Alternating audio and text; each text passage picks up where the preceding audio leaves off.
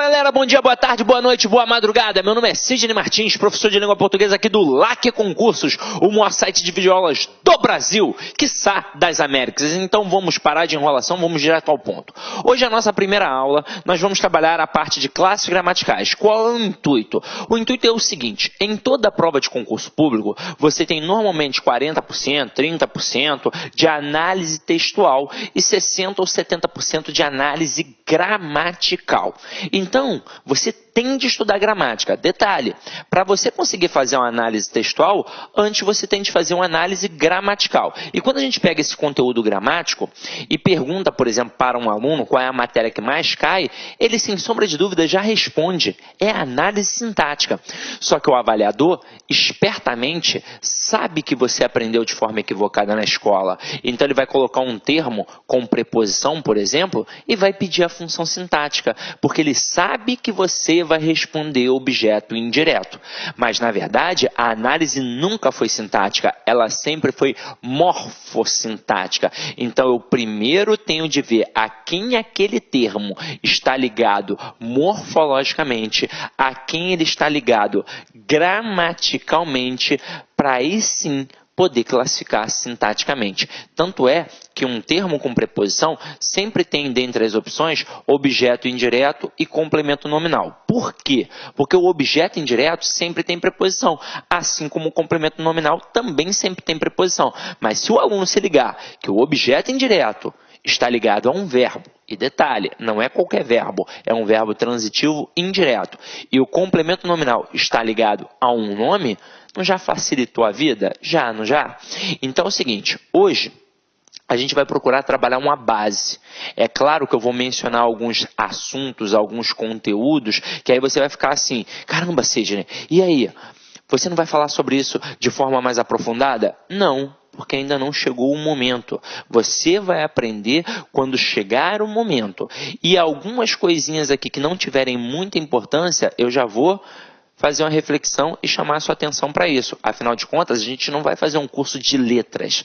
Não é um curso acadêmico. A gente está fazendo um curso de língua portuguesa para provas de concursos públicos. Então, a gente vai direto ao ponto, para fazer você não perder tempo. Então você vai falar assim, caraca, Sidney, mas tem 2 horas a aula. É importante, meu irmão, tem 2 horas mesmo, porque língua portuguesa, o conteúdo é vasto, é enorme, beleza? Então vamos parar de enrolação, vamos direto ao ponto. Então olha só, galera, a primeira coisa que a gente vai trabalhar aqui são as modalidades da gramática, para você entender como a gramática funciona como um todo, para você saber exatamente aquilo que você está estudando, beleza? Então vem aqui comigo, ó. Eu tenho 5 campos a serem estudados, consequentemente eu tenho 5 modalidades. E aí a gente vai pontuar aqui, isso aqui, tópico por tópico, beleza? Então vem comigo, ó. Primeira coisa, quando eu falo em som na língua portuguesa, qual é a primeira palavrinha que vem à mente de vocês? Sem sombra de dúvidas, muita gente deve ter pensado agora, música, né, Sidney? Não, quando eu falo em som, a primeira palavrinha que vem é fonema. O que é um fonema? É a representação sonora de uma letra. Então tem a letra ali, a representação gráfica. O som que ela propicia é o fonema. E para estudar isso daqui, nós temos a fonética. Portanto, a fonética é a modalidade da língua portuguesa responsável por estudar o campo do som. Agora, como isso cai em prova? Em 2 pegadas. Uma, basicamente, cai direto, a acentuação gráfica, que a gente estuda numa outra aula, de forma bem direcionada. Agora, ele também pode te cobrar colocando uma palavra e perguntar o número de letras e fonemas, respectivamente, que tem naquela palavra. Normalmente, ele não coloca uma palavra que tenha o mesmo número de letras e fonemas. Por exemplo, a palavra árvore, ela tem 6 letras e 6 fonemas, porque cada letra ali tem apenas o mesmo som. Então, mesmo número de letras e fonemas, respectivamente. Agora, ele gosta de colocar palavras como carro e táxi. E aí você vai perceber que o número de letras e fonemas são diferentes. É importante, primeiro de tudo, já ter atenção, contar, fazer a contabilidade de forma correta. A palavra carro, ela tem 5 letras, ó, só contar 1, 2, 3, 4, 5. Por incrível que pareça, só de fazer isso, você já elimina algumas alternativas, porque o avaliador ele testa a tua atenção, ele coloca lá 6 letras, 4 letras, só ao fazer isso você já eliminou. Agora, Número de fonemas. Vamos ver. Eu falo carorô? Não, eu falo carro. Então, esses dois R's aqui possuem o som de um R forte. Quando isso acontece na língua portuguesa, a gente chama esse processo de dígrafo. Ou seja, quando eu tenho dois elementos, duas letras, com apenas um som. Então, eu chamo de dígrafo. Então, aqui eu tenho 5 letras e 4 fonemas, porque eu tenho 4 sons. Agora, a palavra táxi. Eu tenho 4 letras, é só contar. Mas será que eu tenho 4 fonemas? Não, eu não falo táxi, eu falo táxi. Então, o X aqui tem som de KS. Ou seja, uma letra tem 2 sons. Quando uma letra tem 2 sons, eu chamo de dífono. Olha que parada interessante. O dígrafo, 2 letras, 1 som. O dífono, uma letra, 2 sons. Então aqui, ó, eu tenho 5 fonemas. Agora, sejamos sinceros, isso é super tranquilo, não é? É só prestar atenção. Agora, para poder dificultar um pouco mais no assunto da fonética, aí o camarada vai cobrar acentuação gráfica. Mas aí a gente trabalha isso numa aula específica, de forma bem tranquila, direcionando para você não dar mole, beleza? Agora, vamos continuar a nossa pegada aqui. Agora a gente vai para um cara sinistro, ó. A gente vai para forma. Se ao falar em som eu pensei em fonema, ao falar de forma eu penso em morfema. E aí lembra que eu falei que a análise textual começa na análise gramatical? Tudo começa nesse camarada aqui. O morfema é a menor unidade significativa de uma palavra. Então, antes da palavra, existem o morfema. Ou seja, a palavra pode ser dividida em partes menores. E por que eu consigo? Porque cada pedacinho ali é um morfema. Porque cada pedacinho ali atribui uma significação. E ao pensar em morfema, eu penso em morfologia. Aqui está uma matéria importante, né? Uma modalidade. A morfologia, ela é responsável por estudar o campo da forma. E eu falo aqui agora, então, estrutura e formação das palavras e propriamente nas classes gramaticais. Se a matéria que mais cai na prova é análise sintática, eu preciso ver a quem um camarada está ligado gramaticalmente para aí sim poder classificar. Eu ouso dizer que se você não sabe morfologia, se você não sabe identificar uma classe gramatical, você não sabe nada em língua portuguesa. Agora, a nossa aula de hoje, ela é bem imagética. Eu não vou fazer como você aprendeu na escola. Eu não vou trabalhar classe por classe. Eu, na verdade, vou pegar todas as classes e vou mostrar como elas se relacionam entre si, para você entender o processo não só morfológico, mas também sintático. Essa relação que elas possuem entre elas, beleza? Então, vamos lá. Então, a próxima é o campo do estilo. E ao falar em estilo, eu penso em estilística.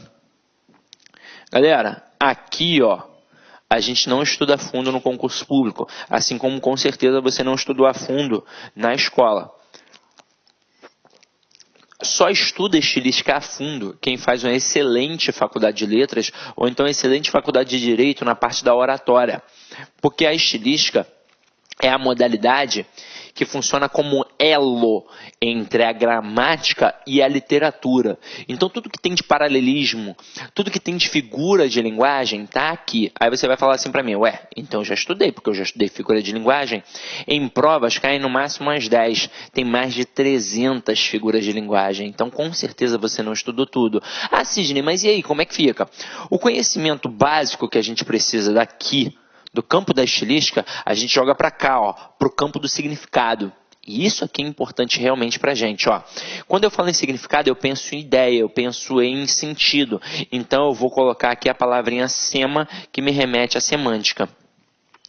Como assim, Sidney, sema? Sema significa ideia. Só para citar como exemplo, a palavra semáforo, né, o famoso sinal de trânsito, sema é ideia e foro é levar, ou seja, significa levar uma ideia. Mas como assim? Que ideia? Ora, se está verde eu sigo, se está amarelo eu tenho atenção, se está vermelho eu paro. Então, a modalidade da semântica é muito importante para quem está fazendo prova de concurso público, até mesmo porque aqui, ó, está diretamente ligado a um conteúdo que está no teu edital, que é a compreensão e interpretação de textos. A gente tem uma aula só para isso, mas eu já vou adiantar para você, não é a mesma coisa. Quando eu falo em compreensão, é aquilo que está dentro do texto. O comando da questão é, segundo o texto, de acordo com o texto, simplesmente no texto. Quando eu falo em interpretação, o bicho pega, porque vai além do texto. Então, o comando muda também. Agora passa a ser infere-se que, deduz-se que, analisa-se que, e por aí vai. Então, na aula de interpretação, eu vou mostrar a vocês as diferenças básicas de compreensão e interpretação. Até mesmo porque, para fazer uma questão de compreensão, qualquer um que está agora assistindo a esta aula consegue fazer. Afinal de contas, basta ser alfabetizado, porque a resposta está dentro do texto. É só ter calma e atenção. Agora, quando eu falo em interpretação, aí o bicho pega, né? Porque vai exigir conhecimento de mundo. Quanto maior o teu conhecimento de mundo, maior a tua capacidade interpretativa. Então, tem sim de ter lido bons livros, de ter visto bons filmes, de ter escutado boa música, idade conta, viagens conta, tudo isso vai contar. Aí você vai falar, pô, então tô ferrado, porque eu só vejo Sessão da Tarde, escuto a Anitta, mas para sua sorte, as questões de concurso são, na maioria das vezes, de compreensão. E quando são de interpretação, são questões muito tranquilas, que você vai ter assim, com certeza, o texto ainda como base. Então, se você trabalhar estratégias que a gente ensina aqui, com certeza vai dar certo. Só que ainda não é um momento, né? É para a aula de compreensão e de interpretação. Só chamei a atenção para a importância desta modalidade. Agora, e quando eu falo em relacionamento? Eu penso automaticamente em função sintática. E ao pensar em função sintática, eu penso em sintaxe. E é sintaxe mesmo, tá, galera? Com som de 2 S's, porque é um termo que já existia antes de vir para a gramática. É um termo militarizado. Quem é militar da antiga, com certeza vai lembrar. A sintaxe é a reunião de grupamento. Ou seja, era um momento em que a galera definia quem ia cuidar do material bélico, quem ia cuidar da arrumação, quem ia cuidar da limpeza, quem ia cuidar da cozinha. Então, reunião é ou não é um intervalo de tempo para as pessoas se relacionarem? Então, nada mais justo que chamar de sintaxe a modalidade que estuda o campo do relacionamento. E por que o campo do relacionamento? Porque eu nunca classifico sintaticamente. Eu sempre vejo a quem o camarada está ligado morfologicamente, a quem ele está relacionado morfologicamente, para aí sim poder classificar sintaticamente. Então, galera, definição agora. Dessas 5 modalidades, 3 são extremamente importantes para nós. Primeira, morfologia. É a base da gramática. Se eu não sei morfologia, eu não sei nada. Ah, sim, eu pensei que fosse a fonética. Não, não é. A fonética é muito importante quando você é criança, que você ainda precisa saber como pronunciar determinadas palavras. Tanto é que um estrangeiro, quando vem para o Brasil, ele tem de primeiro aprender fonética. Quando você vai aprender uma língua estrangeira, você tem de primeiro aprender fonética. Você não vai trabalhar a gramática da língua. Afinal de contas, se você ainda não sabe a pronúncia, de nada adianta apenas trabalhar a gramática da língua, né? A estrutura morfológica e sintática. Agora, para a gente que já sabe pronunciar, o mais importante agora é a morfologia, porque fonética você já sabe. Essa é a verdade. Agora, passada a morfologia, a semântica também é muito importante. Afinal de contas, é a parte primordial da análise textual. E para finalizar aqui, ó, a sintaxe, que no final das contas é a matéria que mais cai na prova do concurso público. Detalhe, porque as 3 são importantes, não só para quem faz concurso público, mas quem estuda a língua portuguesa. As 3 caminham juntas sempre, e o camarada já pode te derrubar numa pegadinha só utilizando isso, ó. Quer ver? Bota uma frase simples, ó. Jocrete quebrou uma mesa. Aí o cara destaca a palavra Jocrete e pergunta qual é a função morfológica. E na letra A, de sacanagem, ele coloca sujeito. Aí o aluno desatento, nesse primeiro momento, vai pensar assim, ué, Foi a Jocrete que quebrou. Então ela praticou a ação, a Jocrete é o sujeito, né, Cisne? Aí vem cá e marca, ó.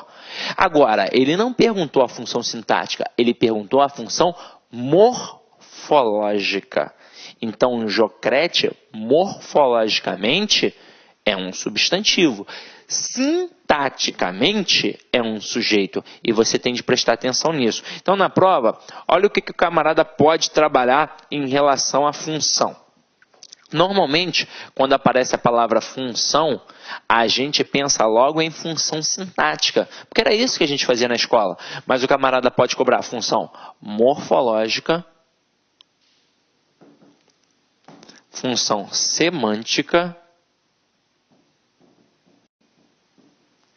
e função sintática. Olha que momento importante da aula. Quando o cara te cobra função morfológica, ele quer saber qual é a classe gramatical. Então, ó, no universo ali das classes gramaticais, ele quer saber o que é. Se é substantivo, se é adjetivo, se é pronome, se é advérbio e por aí vai. Agora, perguntou função semântica, ele quer saber qual é o sentido.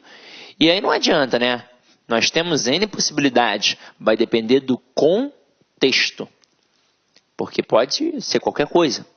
Agora, quando o cara cobra a função sintática, ele quer saber sobre os termos da oração. Então ele quer saber se é sujeito, se é predicado, se é objeto direto, objeto indireto, adjunto adverbial, adjunto adnominal e por aí vai. Aí você vai falar, caraca, não vou aprender isso nunca, estou ferrado, é muita coisa. Então se liga só. Eu hoje vou mostrar para vocês a importância dessa análise morfológica, a importância da identificação da classe gramatical. Porque isso aqui é um percurso de 100%. Mas se você consegue identificar a classe gramatical, você já percorreu 70% do trajeto. Então, depois analisar semanticamente, sintaticamente, vai ficar muito mais fácil. Tranquilo? Agora, o que eu vou falar aqui com vocês? A aula de hoje é extremamente imagética. Então, preste atenção, aproveita que é uma videoaula e aí você primeiro olha, depois você volta, veja de novo e anota. Ou então, Sidney, mas eu gosto de anotar na mesma hora. Mas cuidado com isso, para não perder as informações. Ainda bem que não é uma aula presencial, né? Porque na aula presencial, às vezes, você para anotar, perde uma informação importante. Aqui você pode voltar quantas vezes quiser mesmo, né? Então, vamos lá, ó. Posso apagar? Posso, né? Então, vamos lá.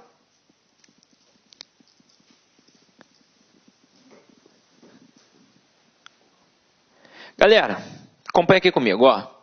Relação das classes gramaticais. Quando a gente fala em classes gramaticais, nós temos 10 classes gramaticais. Então, nós temos 5 modalidades da gramática e nós temos 10 classes gramaticais. E da mesma forma que eu dividi a gramática em 5 partes, eu também vou dividir a classe gramatical. Só que eu vou dividir em apenas 2 partes. Eu divido nas classes variáveis e nas classes invariáveis. Num primeiro momento, pode não fazer muita diferença assim para você, mas você logo vai descobrir que é muito importante saber identificar se é variável ou invariável. Aí nós temos 6 classes variáveis e 4 classes invariáveis. E nós primeiro vamos estudar a classe variável. Agora, se liga só no que eu estou fazendo aqui. Nós vamos estudar as 6 variáveis exatamente assim, ó, como eu estou fazendo com as minhas mãos. Uma vai ficar isolada. Já vou até te adiantar. Quem fica isolado? É o verbo. Por que o verbo fica isolado? Porque ele é a classe mais variável de todas. É a classe mais importante. É a classe que manda em tudo. Então ela é difícil. Tem de ser estudada sozinha. Por isso ela fica isolada. Agora as outras 5, elas trabalham num processo conjunto. Uma vai ficar aqui no meio mandando e as outras 4 na sua periferia, só obedecendo. Então vamos primeiro começar com essas 5 aqui. Então venha comigo, ó, preste atenção. Eu já dividi as 5. Eu só vou mostrar como elas se relacionam entre elas. Então olha aqui. A primeira classe que a gente vai olhar é o substantivo, que é a classe responsável pelo nome. Como assim? Ela é uma classe responsável por nomear os seres e as coisas. Então, ó, os seres e as coisas. Qualquer ser ou qualquer coisa, a gente só dá esse nome porque, na verdade, a gente tem um substantivo. Agora, mais importante do que nomear os seres e as coisas, para a prova do concurso público, o substantivo é sempre um termo determinado. E o que significa dizer que um termo é determinado? Significa dizer que ele é sempre núcleo. Então, o substantivo é núcleo de qualquer estrutura nominal. E aí se liga só nessa. Esse quadrinho aqui que eu vou mostrar para vocês agora é a base para você entender futuramente aulas de concordância verbal e de concordância nominal. Afinal de contas, na escola, você aprendeu, por exemplo, falando da concordância verbal, que é a relação entre o verbo e o sujeito. E aí o avaliador já se aproveita, né? Já derruba o candidato, porque ele coloca uma frase grande demais, várias palavras dentro do sujeito, várias palavras no plural e deixa o verbo no plural. E aí você não vai estranhar, vai achar que está certo. Mas, na verdade, o verbo não concorda com o sujeito como um todo. Ele concorda apenas com o núcleo do sujeito. E quem sempre vai ser o núcleo do sujeito? O substantivo sem preposição. Então, por mais que tenhamos várias palavras no plural, se o núcleo estiver no singular, o verbo tem de ficar no singular. Então, olha a importância. E o substantivo, ele não é só o núcleo do sujeito. Ele é, na verdade, o núcleo de qualquer estrutura nominal. Ele é o núcleo do sujeito, do objeto direto, do objeto indireto, do complemento nominal, do aposto e por aí vai. Agora, entender isso aqui vai fazer você também entender a concordância nominal. A concordância nominal está lá na gramática, ó, é a relação entre o nome e os seus determinantes. Então, ora, se o substantivo é o determinado, quem o acompanha é determinante. Então, ele manda e o resto obedece. O que significa? Se ele está no singular, o resto fica no singular. Se ele está no plural, o resto fica no plural. Se ele está no masculino, o resto fica no masculino. Se ele está no feminino, o resto fica no feminino. E por aí vai. Entendeu? Agora, vamos continuar nossa pegada. Quem é que trabalha em prol da ordem, da quantidade, da fração e por aí vai? Quem é que indica tudo isso? É o numeral. Agora, nós não temos por que perder tempo com o numeral, porque isso não cai em prova, praticamente não cai em prova. Então, por que você vai perder seu tempo se é um assunto galho fraco? Então, não tem porquê. Então, deixa o numeral para lá. Agora vem aqui comigo. Adjetivo. Adjetivo é importante. O adjetivo, ele indica semanticamente a característica. E na hora que eu falei do adjetivo, você deve ter pensado, caramba, é importante mesmo, porque na hora que você falou da concordância nominal, eu só pensei em substantivo e adjetivo. Na verdade, a concordância nominal se dá entre esses 5 elementos aqui sempre. Mas a gente pensa muito em substantivo e adjetivo, porque da mesma forma que eu tenho substantivo composto, eu também tenho adjetivo composto. E tem muita relação de concordância do adjetivo com o substantivo nas provas de concurso público. Detalhe, esse cara aqui, o adjetivo, ele também é um excelente ferramenta para mostrar o quanto a análise é morfossintática. Porque se você identificar que o cara é gramaticalmente um adjetivo, você vai perceber que sintaticamente ele só pode ter 2 funções. Ou ele é um adjunto adnominal, ou ele é um predicativo. Que depois eu vou mostrar para vocês como é que funciona. Mas não é o momento agora ainda, beleza? Mas esse cara é realmente importante. E a gente vai estudá-lo futuramente com mais tranquilidade, como ele merece, tá? Mas a coisa mais importante que você precisa saber, ele indica característica, qualidade, atributo e por aí vai. Então, quando eu digo assim, Clara é bonita, bonita é um adjetivo para Clara. Então, está indicando uma característica, beleza? Agora, quem é responsável por flexionar em gênero e número? É o artigo. Quando eu falo em gênero e número, eu estou falando em masculino, feminino, singular e plural. Só que agora eu vou parar para fazer uma reflexão com vocês aqui, ó. Chegou um momento importante da aula. O artigo, normalmente, não tem a devida importância que merece. Só que eu vou te dar essa importância agora, ó. Normalmente, até em gramáticas para concurso público, o artigo é colocado de lado, assim como o numeral é colocado de lado. mas o artigo não pode ser colocado de lado, porque além de flexionar em gênero e número, ele tem outras duas importantíssimas funções para a prova de concurso público.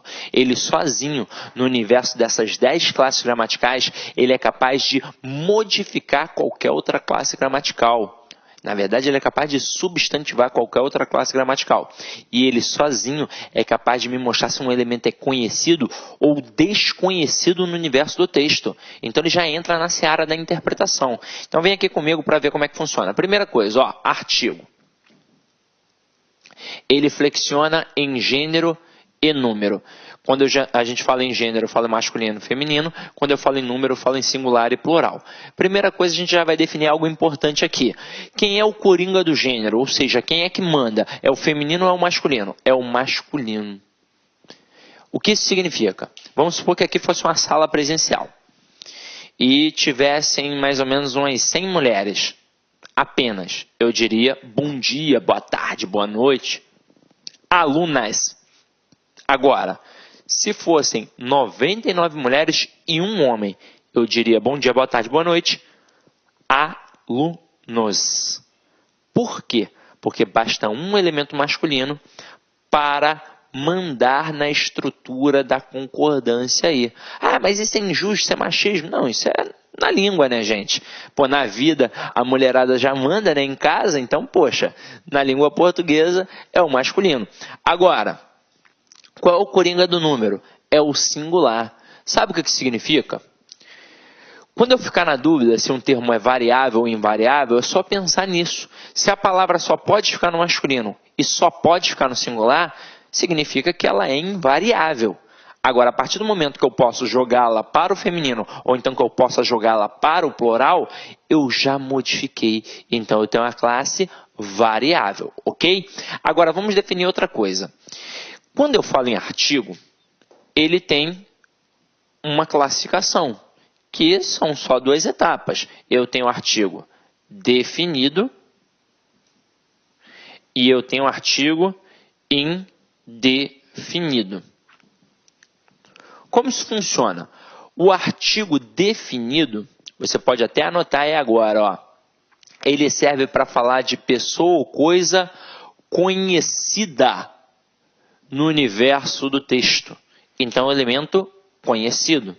E o artigo indefinido, ele serve para falar de pessoa ou coisa desconhecida no universo do texto. Então, aqui, ó, desconhecido. Vamos entender como é que isso funciona na prática. Então, imagina o seguinte. Imagina que esse cara aqui é o Joanildo. E ele vai entrar pela primeira vez no universo do texto. Se ele vai entrar pela primeira vez no universo do texto, ele é um elemento desconhecido. Então, eu vou falar assim, ó, eu tenho um aluno que está de blusa preta. Beleza? Então, como entrou pela primeira vez, eu usei um artigo indefinido. Agora, a partir do momento que ele aparecer pela segunda vez, ele já passa a ser o quê? Conhecido. Então, agora o Joanildo vai aparecer pela segunda vez. Então, eu digo assim, ó, o aluno que está de blusa preta está de calça jeans também. Então, primeira vez que apareceu, eu usei um artigo indefinido. Segunda vez, eu já usei um artigo definido. Então, a gente já mostra aqui agora que o artigo definido é quem? O, a, os, as. E os artigos indefinidos? Um, uma, uns, umas.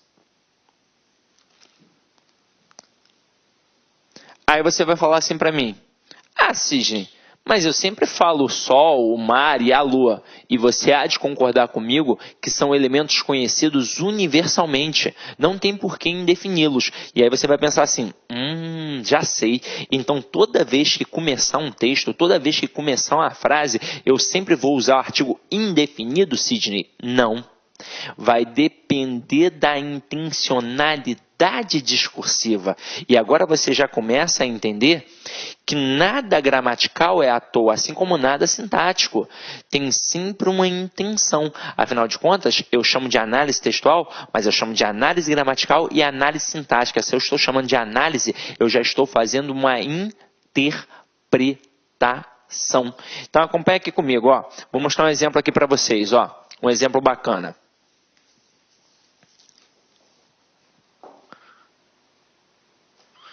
Olha aqui essas duas frases, ó. Um guarda multou a Tadolfa e na outra o guarda multou a Tadolfa. Quais são os elementos de fala? Quais são os elementos de comunicação? São vários, né? Mas normalmente, aliás sempre, eu obrigatoriamente tenho dois elementos. Em todo ato de fala, em todo ato de comunicação, eu sempre preciso da pessoa que fala e da pessoa que ouve. Então sempre vai ter o emissor e o receptor. Ah, Sidney, se eu estiver falando sozinho? Nesse momento, esta pessoa fará os dois papéis, o de emissor e o de receptor. Mas vamos supor agora que eu esteja conversando com você que está em casa. Eu serei o emissor e você será o interlocutor ou o receptor. Aí eu digo a primeira frase, ó. Um guarda multou a Tadolfa. Eu mostro que eu, emissor, não conheço este guarda, mas eu mostro que você também não conhece. Ah, mas Sidney, se eu conhecesse? A gente iria descobrir em um outro momento do texto. Neste momento é impossível. Então, este guarda aqui, ele é desconhecido realmente. Agora, e se eu chegar e falar o guarda multou a Tadolfa? Eu mostro que eu, emissor, conheço e mostro que você, receptor, interlocutor, também conhece. Porque se você não conhecesse, o ato de comunicação não seria plenamente satisfatório. Então você ia falar assim, ué, que guarda? Entendeu a pegada? Então aqui, ó, este guarda aqui, ele é conhecido. E a Tadolfa é a nossa conhecida. Agora, se liga. Isso aqui pode cair numa prova? Óbvio que pode. Já para te derrubar. O CESP facilmente pode cobrar estruturas como essa daqui, ó. Se liga só, ele poderia colocar assim, ó. Frases 1 e 2 são idênticas morfologicamente, sintaticamente, semanticamente. Certo ou errado? Errado. Agora, se ele fala assim, as duas frases são idênticas sintaticamente, certo. Se ele fala as duas frases são idênticas morfologicamente, certo. Agora, se ele fala que as duas são idênticas semanticamente, aí está errado. Detalhe, o que tornou a frase semanticamente diferente uma da outra foi a presença do artigo de forma diferente. E aí você observa, gramaticalmente é a mesma coisa, sintaticamente vai ser a mesma coisa, porque gramaticalmente é artigo, sintaticamente vai ser um adjunto adnominal, porque vai ser um termo que vai acompanhar aqui o nome. Agora, semanticamente é diferente, porque na frase 1 o guarda é desconhecido e na frase 2 o guarda é conhecido. Olha que questão ótima para cair numa prova. Agora volta ali comigo, ó. Deixa eu apagar aqui. Não precisa apagar não, né? A próxima frase é o seguinte. A gente já definiu que o artigo, além de flexionar em gênero e número, ou seja, masculino e feminino, singular e plural, ele também é capaz de modificar qualquer outra classe e ele também é capaz de me mostrar se um elemento é conhecido ou desconhecido, não é? O que ficou faltando? Essa concepção de modificar a frase. Então, imagina o seguinte. Imagina que você passou na prova do concurso público. E aí, a primeira pessoa que viu a sua aprovação foi o seu companheiro ou a sua companheira. E aí liga para você. Imagina você que está em casa, né? Rapaz, né? Normalmente o homem fica muito feliz assim quando passa numa prova. A esposa dele também fica muito feliz porque vai melhorar socialmente, vai ter uma estabilidade. Aí você passa na prova. E quem vai olhar primeiro lá no jornal? Sua esposa. A sua esposa olha e fala assim, caraca, na mesma hora, liga para você, amor, corre para casa agora, você passou em primeiro lugar na prova da Polícia Federal, passou em primeiro lugar na prova do TRT, do TRE, não sei o que, né? Esse tipo de coisa, né? Porque quem estuda para concurso cai para dentro, né? Aí você vai para casa. Quando você chega à sua casa e abre a porta, tudo escuro e várias velas acesas, e não um despacho de macumba. Não é. Várias velas acesas e pétalas de rosas pelo chão, com a intenção de deixar o clima romântico. Aí você olha para a porta da cozinha, quem está lá? Sua esposa, com a camisola de seda transparente, uma taça de martini na mão. Ela olha para você e fala assim, amor, o jantar está na mesa. E aí nesse momento... É claro que para ser um sucesso o jantar, entrada ovo de codorna e amendoim, prato principal ostras e para beber um vinho catuaba, né? Que é para não dar caô. Agora, se liga só, na prova, O cara vai botar uma frase como essa aqui e ele vai destacar a palavra jantar. E ele já vai jogar com a relação da classe gramatical. Ele vai dizer para você que esta palavra é um verbo.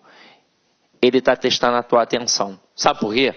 Porque na escola a gente aprendeu a identificar um verbo como. É aquele camarada que eu posso conjugar. Eu janto, tu jantas, ele janta, nós jantamos, vós jantais, ele janta. Então, caramba, é verbo. Mas aqui é um verbo? Não, aqui não é um verbo. Olha o que apareceu antes da palavra jantar. Apareceu um artigo. O que o artigo faz? Ele substantiva qualquer classe gramatical. Então, aqui, ó, não é um verbo. Aqui é um substantivo. E na língua portuguesa, esse processo tem nome.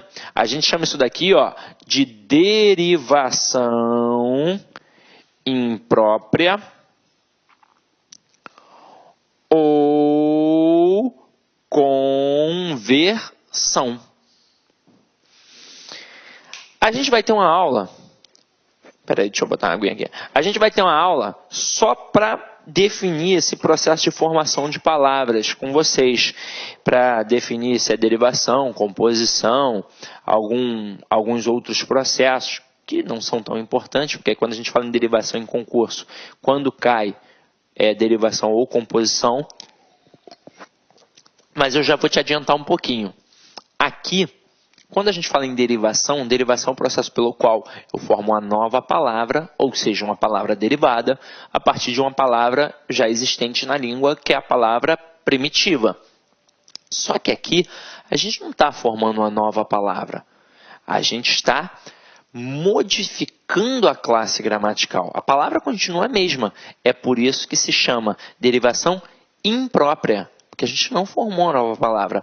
Ou até um nome melhor, conversão, porque eu apenas converti a classe gramatical. Até aí, tudo bem? Então, gente, olha como é importante o artigo. Além de flexionar em gênero e número, masculino, feminino, singular e plural, e nessa perspectiva até definir quem é variável ou invariável, ele ainda é capaz de modificar qualquer outra classe gramatical, na verdade, substantivar qualquer outra classe gramatical. Então, ele está presente normalmente naquelas questões de formação de palavras para trabalhar a derivação imprópria, e ele também é capaz de me mostrar se um elemento é conhecido ou desconhecido no universo do texto, já entrando na seara da interpretação. Então, bastante cuidado com o artigo, tá? E para finalizar aqui a nossa pegada, galera, a gente agora vai trabalhar o pronome. Tá vendo aqui o pronomezinho? Quando eu estou na turma presencial, eu falo assim, ó, galera, quem é o cara que trabalha em prol do nome? Aí todo mundo, pronome. Porque na verdade, ele trabalha realmente pronome. O pronome, ele sempre trabalha para o nome, que é o substantivo. Então, isso significa que ele sempre vai ou acompanhar o nome ou substituir o nome. Tanto é que ele é uma excelente ferramenta nas questões de coesão textual. Porque ele é uma excelente ferramenta na produção do texto para evitar repetições. Lá no futuro, você vai aprender sobre coesão referencial. É quando eu pego um termo e faço referência a outro no intuito de evitar repetição. Até mesmo porque se eu falo, eu posso várias vezes repetir a mesma palavra, ninguém vai estranhar. Agora, na escrita, se eu repetir a mesma palavra o tempo todo, eu demonstro pobreza de vocabulário. Então, basicamente, a gente utiliza o pronome para evitar a repetição do substantivo. Só que é o seguinte, a gente tem de definir uma estrutura básica aqui, ó. Se liga só. Primeira coisa que eu tenho de definir é que este pronome, já que ele trabalha para o nome sempre, portanto, ele vai ou acompanhar o nome ou substituir o nome, ele tem uma classificação primária. Então, eu tenho o pronome que serve para acompanhar e eu tenho o pronome que serve para substituir.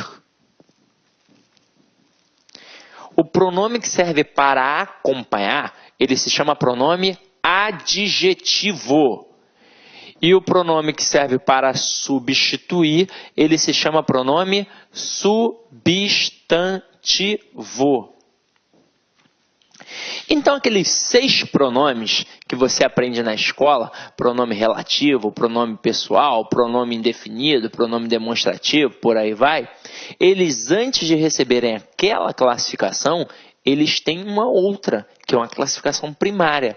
Portanto, ou eu chamo de pronome adjetivo, ou eu chamo de pronome substantivo. Isso significa que todos os pronomes, antes de receberem a classificação que normalmente a gente aprende na escola, eles ou são adjetivos ou são substantivos. Vou mostrar para vocês como é que isso funciona na prática. Ó, se liga só aqui. Ó. Olha essa primeira frase. Meu aluno é esperto. Quem é o sujeito? Como eu descubro quem é o sujeito sempre? Eu sempre procuro pelo verbo primeiro e pergunto a ele quem é o sujeito. Sempre quem ou que. Então, quem é esperto? Meu aluno. Então, a gente definiu aqui quem é o sujeito. Agora, quem é o núcleo do sujeito? É sempre o substantivo sem preposição. O núcleo aqui é a palavra aluno. Tanto é que é o núcleo que concorda com o verbo. Como o núcleo está no singular, o verbo fica no singular. Se o núcleo estivesse no plural, o verbo ficaria no plural.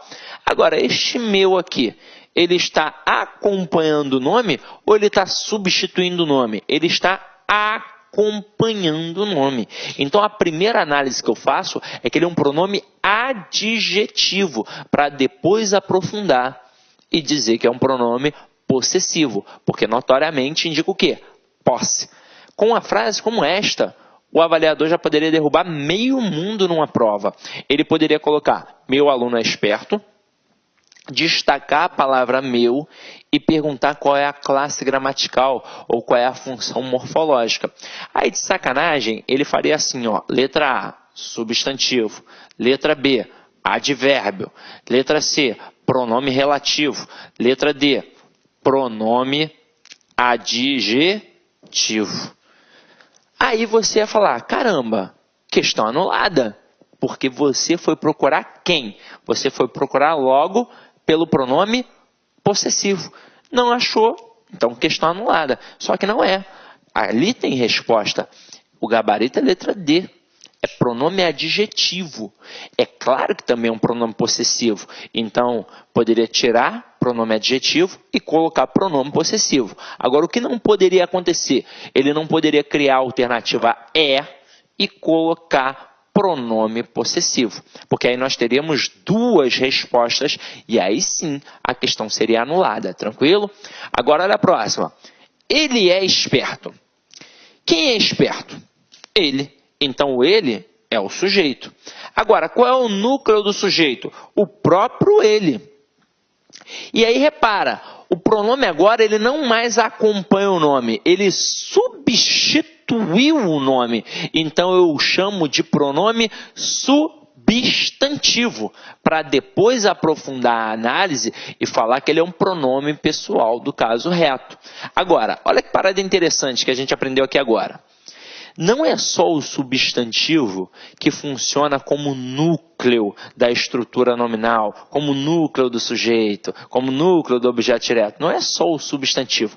É o substantivo ou qualquer termo com função de substantivo. Normalmente, nas provas, ou é o substantivo ou é o pronome.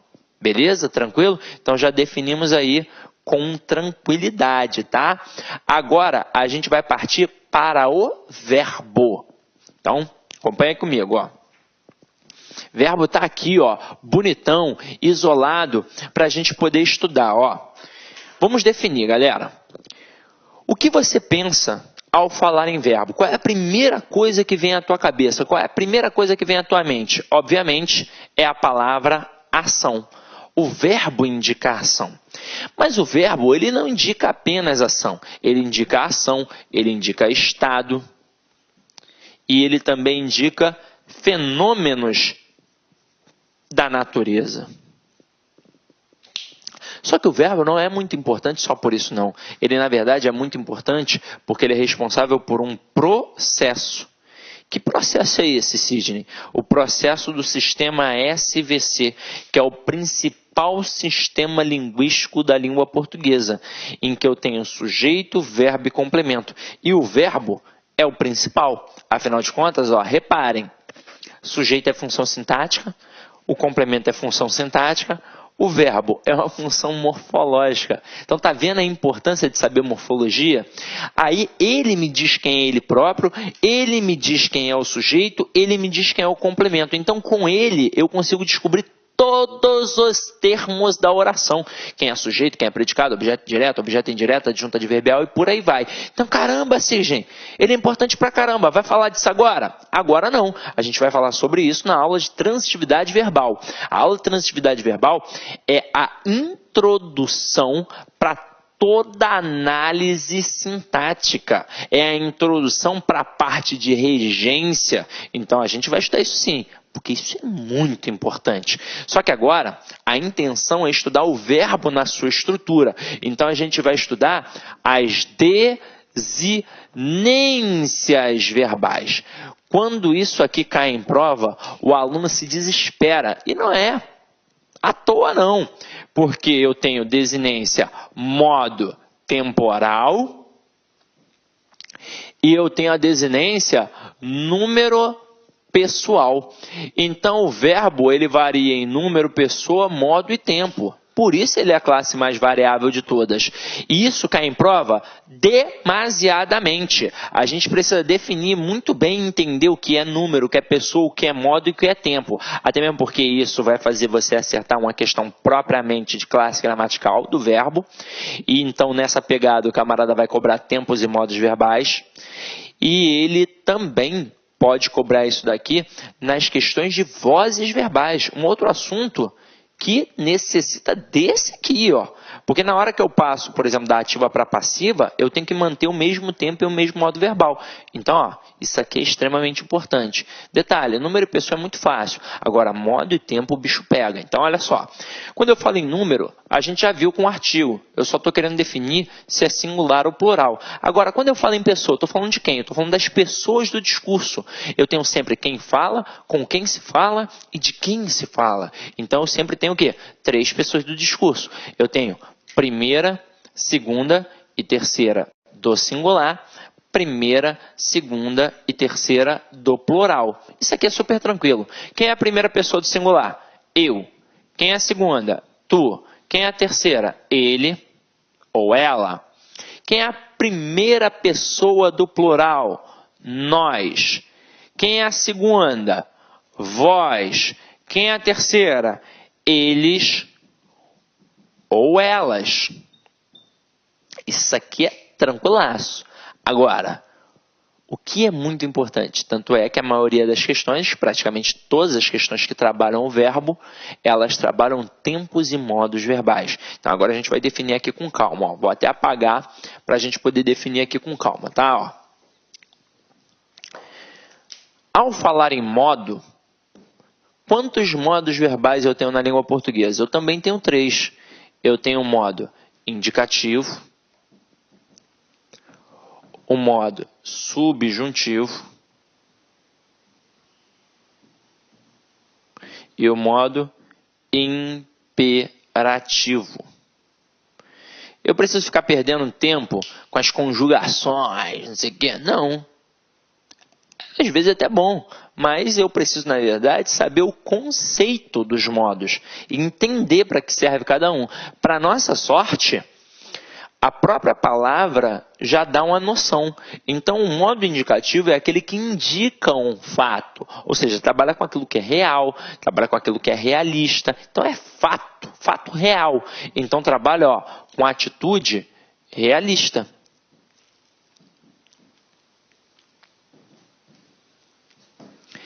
E o modo subjuntivo? Trabalha na contrapartida. Se o indicativo trabalha aquilo que é fato, aquilo que é real, aquilo que é certo, o subjuntivo trabalha aquilo que é incerto, aquilo que é uma possibilidade, aquilo que é uma hipótese. Então, vai trabalhar uma atitude hipotética. E o modo imperativo? O que o imperador faz? Ele manda, ele ordena. Então, trabalha com ordem. Não necessariamente a ordem, né? Pode ser uma ordem, um pedido, uma súplica. Vai depender da entonação da frase, mas a base inicial é a ordem. Como é que isso funciona na prática? Eu digo assim, ó, Tiago, saia daqui agora! Tiago, vamos comer. Pô, tô morrendo de fome.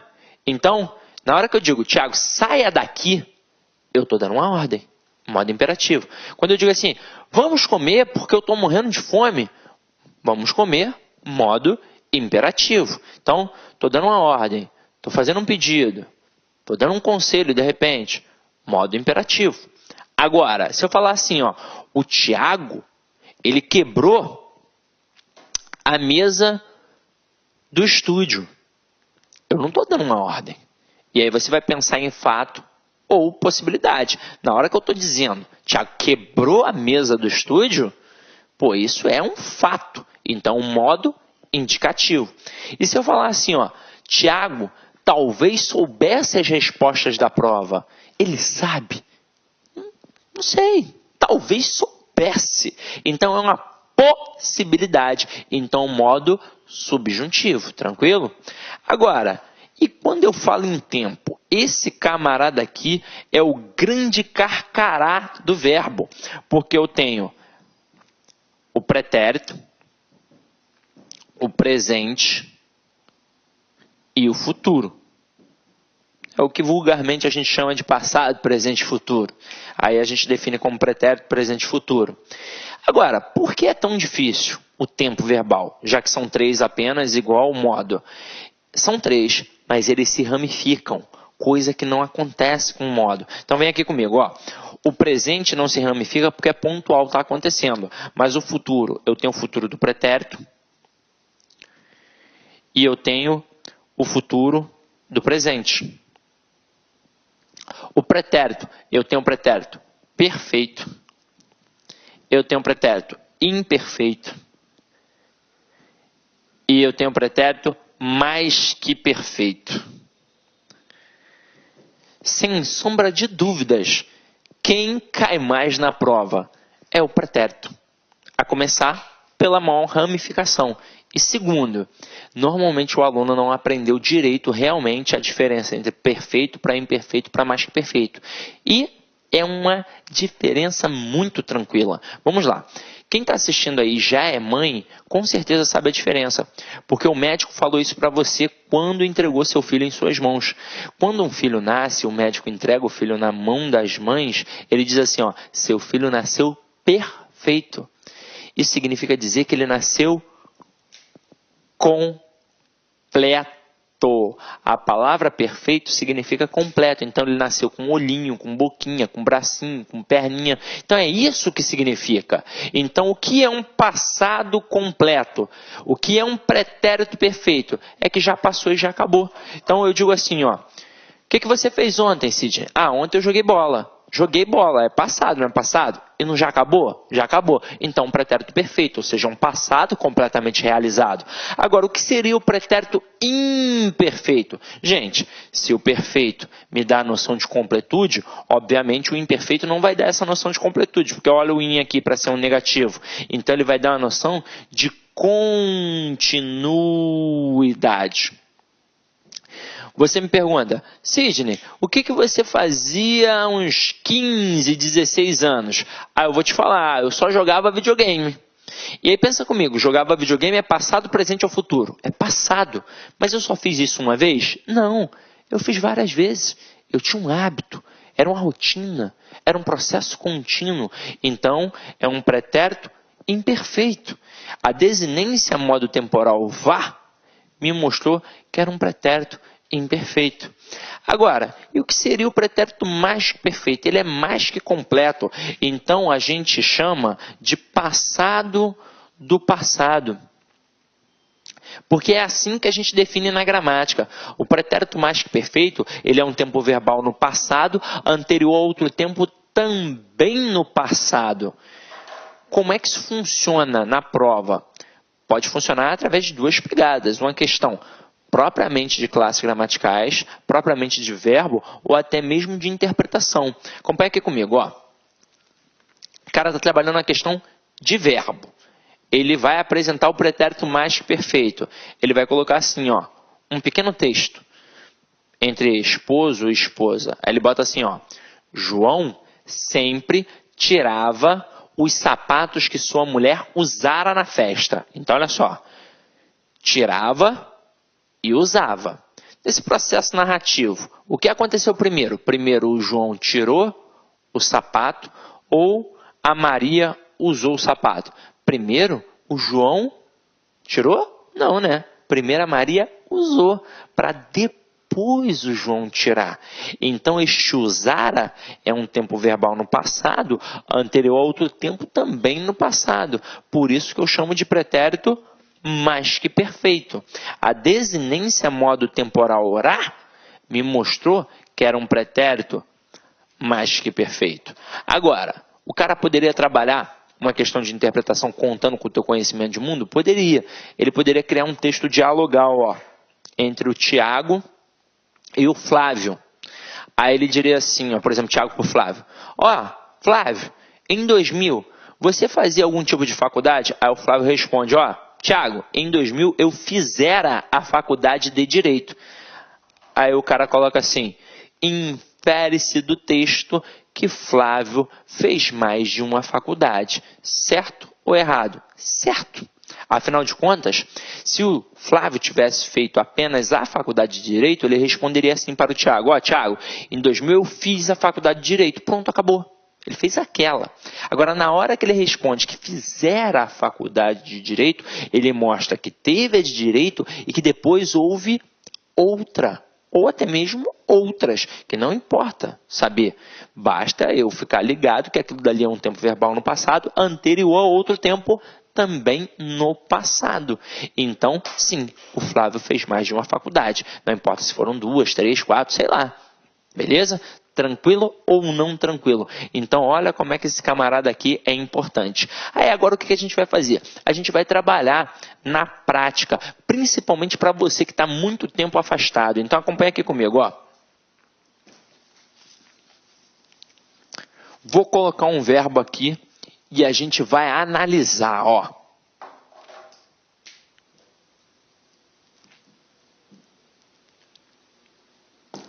Cantávamos. Olha a pergunta que eu vou fazer a você. Quantas palavras tem ali? Eu tenho certeza que você que está em casa, provavelmente pode ter até pensado em mais de uma. Tem gente que deve ter falado assim, ó, 2, 3, 4. Na verdade, eu só tenho uma palavra. Mas a ideia era já provocar isso mesmo. Porque eu tenho uma palavra, mas essa palavra pode ser dividida em partes menores. Nós, na verdade, podemos dividi-la em 4 partes menores. E por que eu consigo dividi-la em 4 partes menores? Porque cada pedacinho aqui possui uma significação. Então, cada pedacinho aqui é um morfema. Então, aqui é um morfema, aqui é um morfema, aqui é um morfema, aqui é um morfema. Eu tenho 4 morfemas, mas vocês conhecem estes morfemas através de outros nomes mais tradicionais. Quer ver? Como é que é o nome do primeiro morfema aqui, ó, do Kant?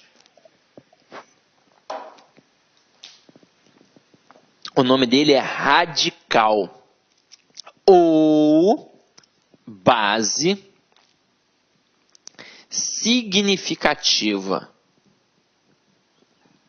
E aí vamos entender porque eu chamo de base significativa.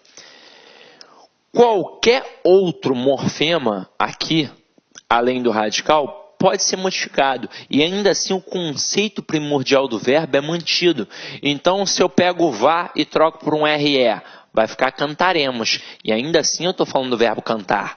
Agora, se eu trocar o cante e botar AM, vai ficar amávamos. Agora eu não falo mais do cantar, eu falo do amar. Se eu tirar o cante e botar o fal, vai ficar falávamos. E agora eu estou falando do verbo falar. Então o radical vai ser sempre a base da significação. E é por isso que os gramáticos chamam de radical. Afinal de contas, eles fizeram analogia com a raiz da planta. A raiz não é a base da sustentação da planta? Então, o radical é a base da significação da palavra. Até aí tudo bem, não é? Agora, Quem é esse outro camaradinha que apareceu aqui, ó, depois do radical? Esse camarada aqui se chama vogal temática. A vogal temática, tão pequenininha, mas tem duas funções, por incrível que pareça. Primeira é a função de elo, ou seja, vai fazer a ligação entre o radical e as desinências. E segunda função mais importante para nós, vai mostrar qual é o tipo de conjugação verbal. Na língua portuguesa, nós temos 3 conjugações verbais. Primeira, segunda e terceira conjugações. Agora, como é que isso funciona? Pela aparição, pela incidência e pela sequência alfabética. Então, olha só, verbos terminados em AR, primeira conjugação, verbos terminados em ER, segunda conjugação e verbos terminados em IR, terceira conjugação. Na língua portuguesa, nós não temos verbos terminados em UR, mas nós temos verbos terminados em OR. E aí, o que eu faço? Eu crio uma quarta conjugação, coloco na primeira, na segunda, na terceira, como é que vai ser? Eu vou colocar aqui, ó, na segunda conjugação. Qual é a explicação da gramática para isso? Os verbos terminados em OR, eles já foram terminados em ER no passado. Então, o verbo por, ele já foi verbo poer, assim como compor, compoer, propor, propoer e por aí vai. Então isso significa que a vogal temática deles ficava na letra E. É por isso que eles hoje fazem parte da segunda conjugação. Agora eu pergunto, cantávamos, é primeira, segunda ou terceira conjugação? É primeira conjugação, afinal de contas vem do verbo cantar. Agora, olha que parada importante agora. A vogal temática faz a ligação entre o radical e as desinências. Então, obviamente, depois da vogal temática, eu tenho quem? Eu tenho as desinências. Quando aparecem duas, eu tenho na seguinte sequência. Primeiro, a desinência modo temporal, que eu vou chamar de DMT, e depois a desinência número pessoal, que eu vou chamar de DNP.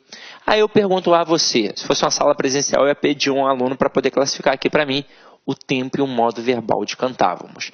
Tem macete? Tem macete, é gravar as desinências que tem lá nos quadrinhos, nas gramáticas, mas o melhor é entender. Entender é interpretar, porque assim você nunca vai depender de um quadrinho de gramática, nunca vai depender de um macetinho, você vai entender.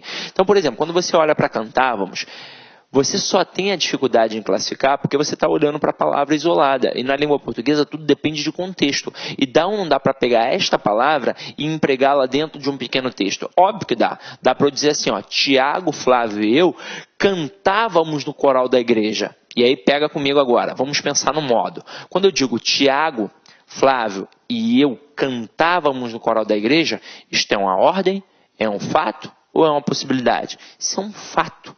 Então, é um modo indicativo. Agora vamos pensar no tempo. Quando eu digo Flávio, Tiago e eu cantávamos no coral da igreja, isso é passado, presente ou futuro? Isso é passado.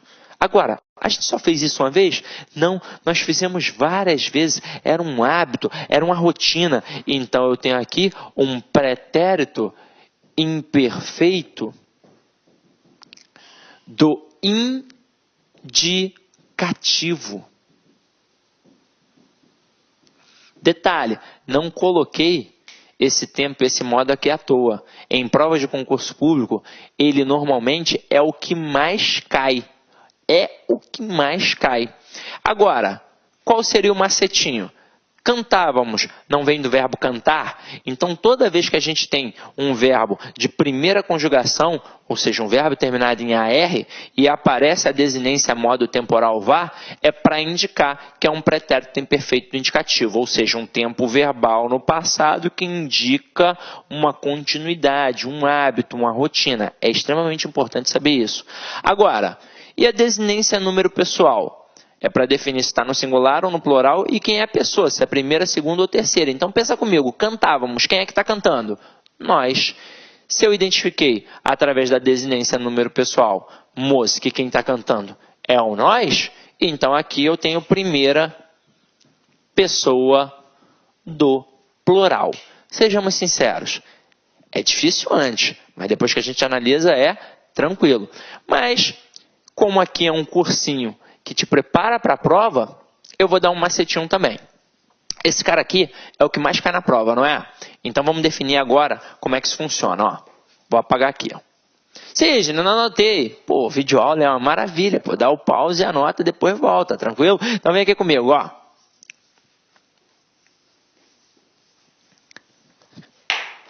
Bota aqui, ó. Pretérito imperfeito do indicativo. Aí olha só nisso. Primeira conjugação, segunda conjugação, terceira conjugação, só que eu não vou ter só 3 situações. Eu vou ter uma quarta situação e uma quinta situação. Então, aqui na primeira conjugação, obviamente, verbos terminados em AR. Segunda, verbos terminados em ER. Terceira, verbos terminados em IR. Só que reparem, eu já não botei o OR ali, porque eu vou criar uma quarta situação para ele. Ó. Verbos por, ter e vir numa quarta situação. Aí detalhe, você vai reparar, mas o ter seria a segunda e o vir seria a terceira. Por que a gente está criando esta quarta situação? Porque aqui eu estou colocando os verbos que são irregulares. Então vai ter uma pegada diferente. E se eu criar uma quarta situação para os verbos irregulares, eu vou ter de criar uma quinta para o verbo mais irregular de todos, que é o verbo ser. Então, por exemplo, quando alguém fala assim contigo, caramba, você tem que estudar verbos irregulares, porque para essa banca eles cobram verbos irregulares. Pô, estuda isso aqui só. Porque aqui tem os verbos irregulares. Obviamente, os derivados deles também vão ser na mesma pegada. Agora, como é que vai funcionar a desinência modo temporal para a gente definir se é um pretérito imperfeito do indicativo através dessa jogada aqui? Ou seja, se é um tempo verbal no passado que indica um processo de continuidade. Simples. Verbos terminados em AR, desinência modo temporal vá, ó. Jogar, jogava. Cantar, cantava. Falar, falava. Então, me dá a noção de continuidade. Verbos terminados em ER. Vai ser a desinência modo temporal ia. Então, ó, vender, vendia. Correr, corria. Noção de continuidade. Terceira conjugação. Vai imitar a segunda, ó. Vai ser a ia. Sorrir, sorria. Partir, partia. Olha só esse exemplo. Jesus partia o pão entre seus discípulos. Ele fez isso uma vez? Não, ele fez várias vezes. Então, um processo de continuidade. Agora, olha só essa daqui que interessante. Ó. Verbos por, ter e vir, desinência NHA. Como é que funciona? Vir, vinha, ter, tinha, por, punha. O problema é que no dia a dia a gente não sabe como fala, né? A gente fala assim, eu botava, e por aí vai, né? Mas é vir, vinha, ter, tinha, por, punha. E para finalizar, ó, verbo ser, desinência, modo temporal, era. Isso aqui vai te auxiliar? Vai pra caramba em 2 tipos de questões. Questão propriamente de verbo e questão de vozes verbais. Porque na hora que o camarada coloca uma frase, tipo, Tiago, Pedro e eu cantávamos no coral da igreja. Ele destaca o cantávamos e pede para você classificar dentre as opções abaixo aquela que tenha um verbo com o mesmo tempo e o mesmo modo verbal do destacado acima. Caramba, é um pretérito imperfeito indicativo. Então você vai procurar dentre as opções abaixo aquele verbo que tenha vá, ia, NHA ou era. E você vai matar. Muitas questões de vozes verbais, se você souber apenas isso, você já mata de cara. Então isso aqui é muito importante, tá? Então, galera, para não ficar puxado, a gente vai dividir a aula em 2 etapas, tá? Na primeira etapa, a gente estudou as classes variáveis. Na segunda etapa, a gente vai estudar as classes invariáveis, que são extremamente importantes nas provas de concurso público. Então, a gente vai dar uma parada agora. Você vai tomar uma água, um café, sei lá, comer alguma coisa. Depois você vai voltar e a gente dá continuidade. Tranquilo? Então, até daqui a pouco. Olá, meus amigos, tudo bem? Sou o professor Luiz e estou aqui para fazer um convite muito especial para vocês. Olha só, Você gostou desse vídeo? Nós do Lá Concurso disponibilizamos 60 videoaulas inteiras, 60 videoaulas que compõem o nosso curso online da Seduc. Olha só, 60 videoaulas é uma pequena parte da quantidade do curso. Nós do Lá Concursos estamos aqui convidando vocês, em especial o professor Luiz Antônio, para se matricular em qualquer um dos nossos cursos. Nós temos 4 cursos específicos para a Seduc. Primeiro, apoio administrativo, 10 de R$20. Segundo, técnico administrativo, 10 de R$25 e professor, 10 de R$30. E temos também um curso específico focado, que é o curso para a prova discursiva. Lá, esse curso custa 10 de R$15. Você tem direito a 3 redações corrigidas e 3 questões discursivas corrigidas de acordo com o edital. Pode ter certeza que aqui no Lá Concursos é a melhor preparação para o concurso da Seduc 2017. Espero vocês. Tchau. Fui. Clique lá.